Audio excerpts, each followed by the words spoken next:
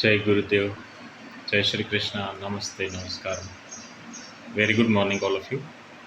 और एक बात हम देखते हैं कि आज की सत्संग का ऐसे देखें तो महत्व क्या है। तो जिसका मैंने कहा कि इसका हम कोई हिसाब नहीं लगा सकते कि क्या, क्योंकि आप देखो जीवन में अपने आसपास सोसाइटी में और पूरे विश्व में या दुनिया में जितने लोग भी कुछ ऊंचाई पर पहुँचे हैं, जो समाज के लिए जिए हैं उसकी बात, जो अपने स्वार्थ के लिए उस जो लोगों ने जो भी हासिल कर लिया है अचीवमेंट्स, वो इतना इम्पोर्टेंट नहीं है। पर जिस जो समाज के लिए जिया, दुनिया के लिए जिया, जिसने दूसरे लोगों के लिए कुछ किया या दूसरे जीवों के लिए कुछ किया, उसकी बात है। तो वो लोग जो इतनी बड़ी ऊंचाई पर पहुँचे हैं या अपने जीवन को वहाँ तक ले गए हैं, तो उसमें उसके बेस में बेसिक जो है वो सत्संग है। क्योंकि सबसे पहले व्यक्ति के जीवन में सत्संग ही आता है, फिर व्यक्ति को समझ में आता है या एक्सीडेंटली वो कहीं किसी के कांटेक्ट में, संपर्क में आ जाता है, कैसे भी, पर सत्संग आने से ही लाइफ में बदलाव आते हैं, चेंजेस आते हैं। उसके बाद फिर सारी चीज़ें एक के बाद एक अपने आप ही आपके जीवन में घटित होती है और रास्ते अपने आप खुलते जाते हैं। वो है ना, प्रथम भगति संतन कर संगा।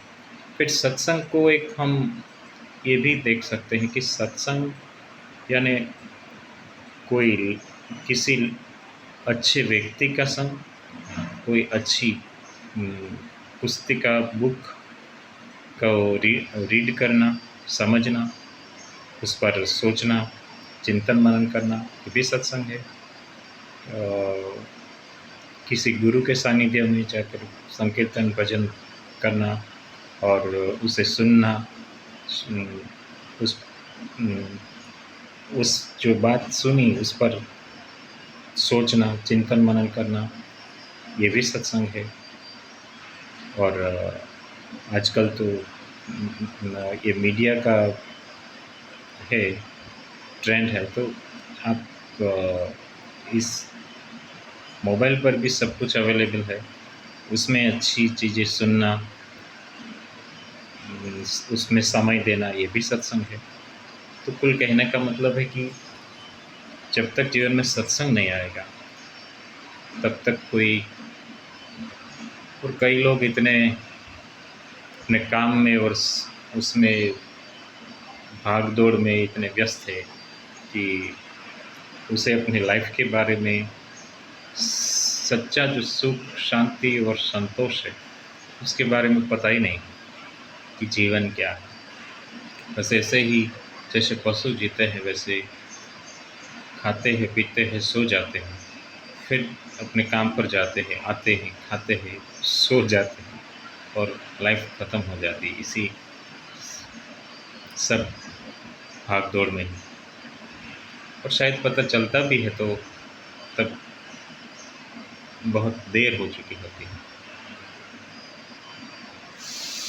तो मुझे लगता है कि सबसे पहले सत्संग को जीवन में कैसे लाएं, क्या करें, इसके बारे में सोचना चाहिए। फिर उसके बाद सब चीज़ें अपने आप घटित होगी। जय गुरुदेव, जय श्री कृष्ण। और आप सोचना, और कुछ चीज़ें इसमें मिल सकती है, निकल के आ सकती है अगर चिंतन मनन करें तो। जय श्री कृष्ण, जय गुरुदेव।